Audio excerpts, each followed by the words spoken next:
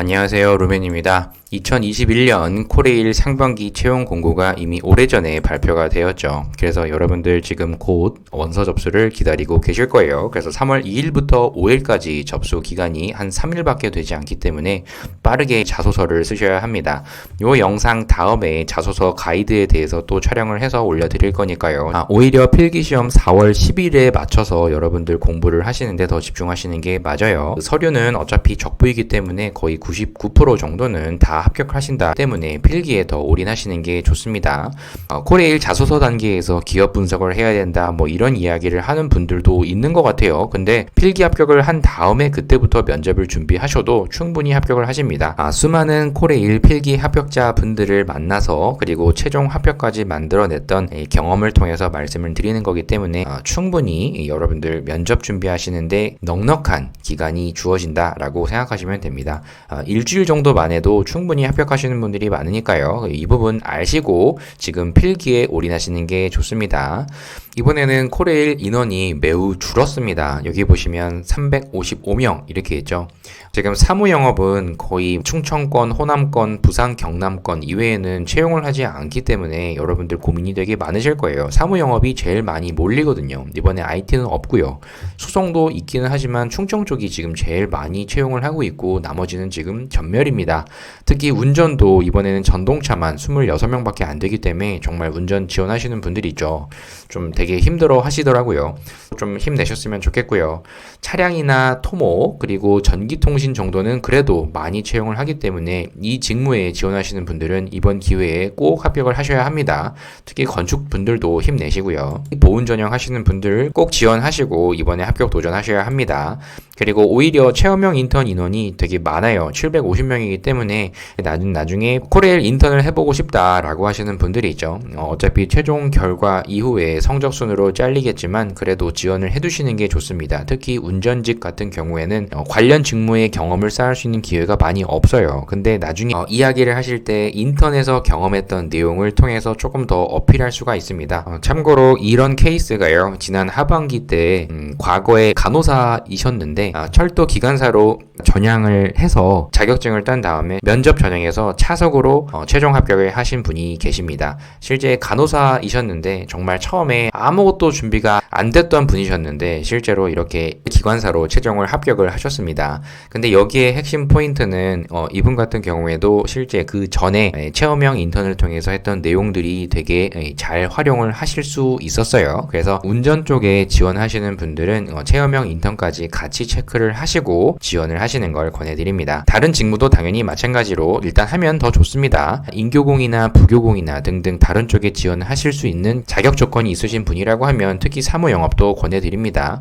역에서 일어난 돌발 상황 이런 이야기들 하시면 도움 많이 되십니다. 지난 상반기 때 이렇게 보시면 거의 반토막이 났죠. 올해는 지난 상반기만 해도 이렇게 많은 인원을 채용을 했었는데 올해 상반기랑 상당히 이렇게 비교가 좀 됩니다. 상반기 때 경쟁률도 이렇게 살펴보면 2만 명 이상 이렇게 지원하는 사무영업인데 과연 이번에는 똑같은 인원이 지원한다고 하면 아마 훨씬 더 높은 경쟁률이 나오지 않을까 이런 예상이 됩니다. 특히 운전도 많이 몰릴 텐데요. 좀 이런 부분이 좀 걱정이 되는데요. 아까도 말씀드렸지만 서류 단계에서는 거의 대부분 다 합격을 하십니다. 불합격한 인원이 이거밖에 안 돼요. 블라인드에 아마 걸렸던 분들일 거예요. 그리고 필기 합격을 오히려 더 보셔야 됩니다.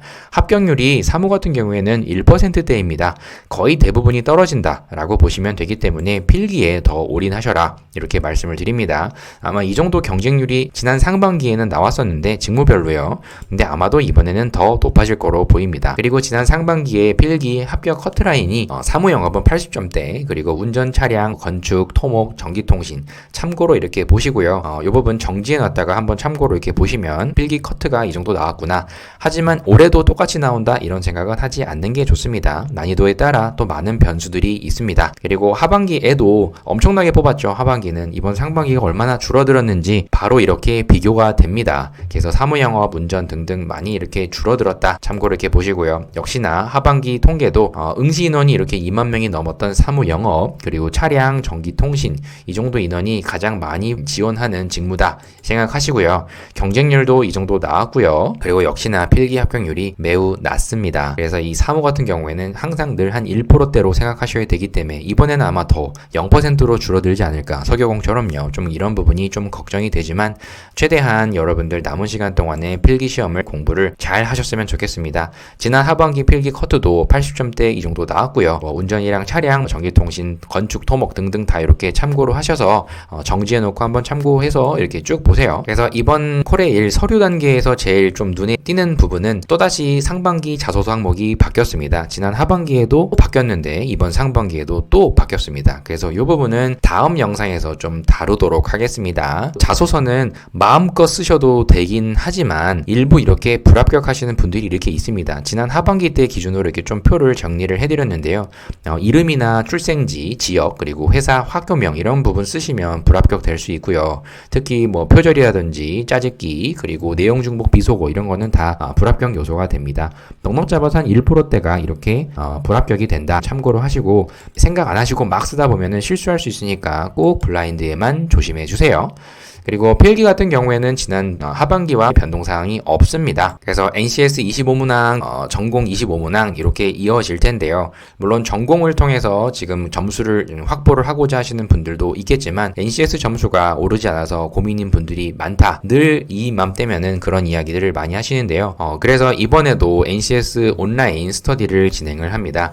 지난 상반기, 하반기에도 여러 차례를 걸쳐서 했던 스터디인데요. 이거 바로 마감이 좀 되는데 이번에는 인강도 더 업그레이드를 해 주었고요. 인강은 참고로 저희 박민재 선생님, 룸앤패밀리인 박민재 선생님이 강의를 해주십니다.